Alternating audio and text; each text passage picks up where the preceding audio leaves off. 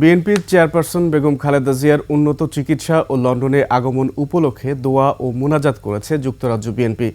মঙ্গলবার বিকেলে ব্রিটেনের বাংলাদেশি অধ্যুষিত হোয়াইট চ্যাপেলের একটি রেস্তোরাঁর হলরুমে এই দোয়া মাহফিল অনুষ্ঠিত হয়।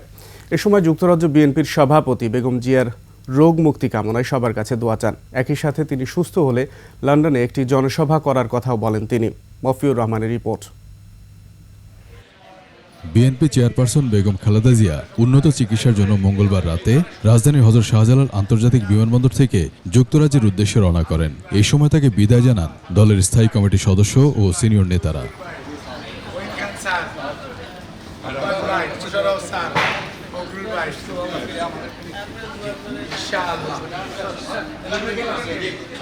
এদিকে ব্রিটেনের বাংলাদেশি অধ্যুষিত এলাকা হোয়াইট চ্যাপেলের একটি রেস্তোরাঁর হলরুমে বিএনপি চেয়ারপারসন বেগম খালেদা জিয়ার লন্ডন যাত্রা ও তার রোগমুক্তি কামনা করে দোয়া মাহফিলের আয়োজন করা হয়। এতে অংশ নেন দেশটিতে অবস্থানরত প্রবাসী বাংলাদেশি ও বাংলাদেশি বংশোদ্ভূত নাগরিকরা। পরে যুক্তরাজ্য বিএনপির সাধারণ সম্পাদক বলেন, বেগম জিয়া দেশটিতে পৌঁছানোর পর প্রথমেই তাকে হাসপাতালে নেওয়া হবে, এরপর চিকিৎসকের পরামর্শক্রমে বাকি কার্যক্রম হাতে নেওয়া হবে। ইত্রতে আসার পরে এখানে ভারপ্রাপ্ত চেয়ারম্যান মহোদয় থাকবেন এবং ডাক্তার জুবাইদা রহমান থাকবেন, সভাপতি সাহেব বলছেন আমরা প্রেসিডেন্ট সেক্রেটারি থাকবো এবং অ্যাম্বুলেন্সও থাকবে এখানে।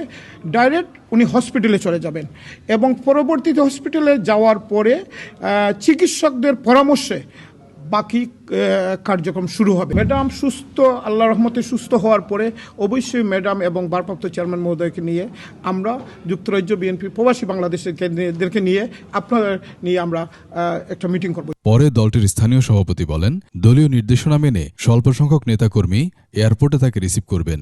একই সাথে দেশটির বিভিন্ন জোনে মোনাজাত কর্মসূচি পালিত হবে বলেও জানান তিনি। এখানে ব্রিটিশ বাংলাদেশিরাও তারা সবাই চায় যে আমাদের মাদার অফ ডেমোক্রেসি দেশনেত্রী বেগম খালেদা জিয়ার সাথে দেখা করতে এবং ওনার আশাটাকে তারা স্বাগত জানিয়েছেন। তো সেই হিসাবে এয়ারপোর্টে ভেরি লিমিটেড। আমরা তো ধরেন অ্যাকর্ডিং টু প্রোটোকল আমরা প্রেসিডেন্ট সেক্রেটারি অটোমেটিকলি সেইখানে স্বাগত জানাবোই ইনশাল্লাহ। এবং আমাদের দলের তারা আজকে আমাদেরকে সিদ্ধান্ত দিয়েছেন যে তারা আমাদেরকে নমিনিও করেছেন যে আমরা যেন যাই।